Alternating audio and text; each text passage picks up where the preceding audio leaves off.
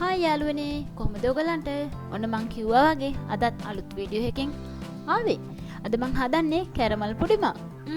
ඒකට මම මේ වගේ සෝස් පෑන් එකක් අරන් ටිපේ තියාගන්නවා. ඒකට සීනි ග්‍රෑම් 150ක් විතර දාගන්නවා. ඊට පස්සේ තේ අඬු කෝප්ප 3 කාලක් විතර වතුරත් එකතු කරගෙන ඒ ටික හොඳට දිය වෙනකන් ලිපේ තියාගන්නවා. අර නූල වගේ ඇදෙන්නකම් නැතුව හොඳට රත් කරගන්න විතරයි අපිට ඕන මේක.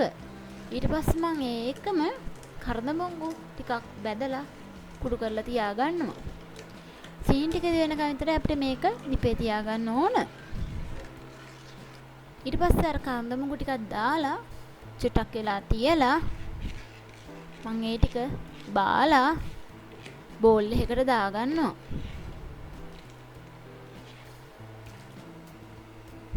මෙන්න මේ වගේ බෝල් එකක් අරන් එක දාලා හොඳට නිමෙනකන් මේක පැත්තකින් මන් තියනවා.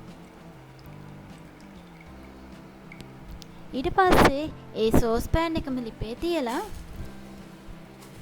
සීනි මේස හැඳි 4ක් විතර මම ඒකට එකතු කරගන්නවා. මම මේ හදන්නේ කැරමල් එක.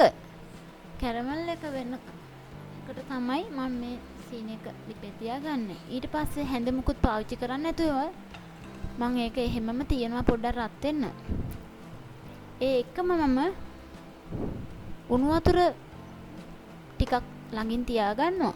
මේක කැරමල් එක හැදීගෙන එනකොට මම ඒකට මේස හැඳි 2ක් විතර උණු වතුර එකතු කරගන්නවා. ඒ වීඩියෝ එක මට පෙන්වන්න බැරි වුණා. මම මේකට දාගෙන තින් දැන් උණු වතුර මේස හැඳි 2ක් විතර. ඊට පස්සේ ඒ ටික හොඳට චුට්ටක් වෙලා මම හැඳි ගන්නවා.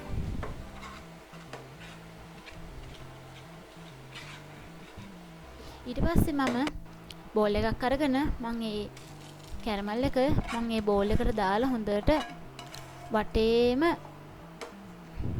ගන්නවා. ඒ වගේම ඔයගොල්ලෝ මතක ඇතුව කැරමල් ටිකක් වෙනම අරන් තියා ගන්න ඕනි.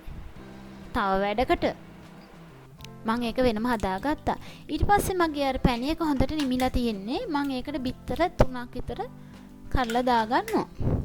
මම මේකට ගත්තේ ටිකක් ලොකු බිත්තර. ඊට පස්සේ මම ඒ ටික හොඳට විස්කේකින් විස් කරගන්නවා. ඔයගලන්ට විස්ක එකක් නැත්තම් ගෑරප්පුවක් හරි කමන්නේ. විනාඩි 5ක් 10ක් විතර හොඳට විස් කරගන්න ඕනේ. හොඳට පෙනෙනකම් මෙන්න මේ වගේ විස් කරගන්න. මෙන්න මෙහෙම හොඳට පෙනෙනකම් තමයි අපි විස් කරගන්න ඕනේ. මේ ඉන්නේ මගේ චූටි පුතා. හරිම ආසයි මේ වගේ වැඩවලට.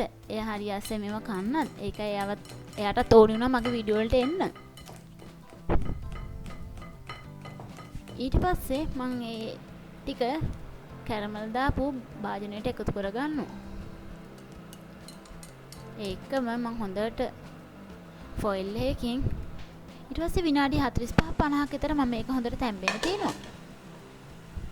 විනාඩි 50කට පස්සේ තමයි මම මේක බාන්නේ. ලස්සන ප්ලේට් එකකට දාලා මම අරන් තියාගත්ත කිව්වනේ කැරමල් ටික. ඒකට උඩින් මෙන්න මේ වගේ දාගන්න. ඔගොල්ලෝ රස බලන්න. අපි සබ්ස්ක්‍රයිබ් කරන්න අමතක කරන්න එපා.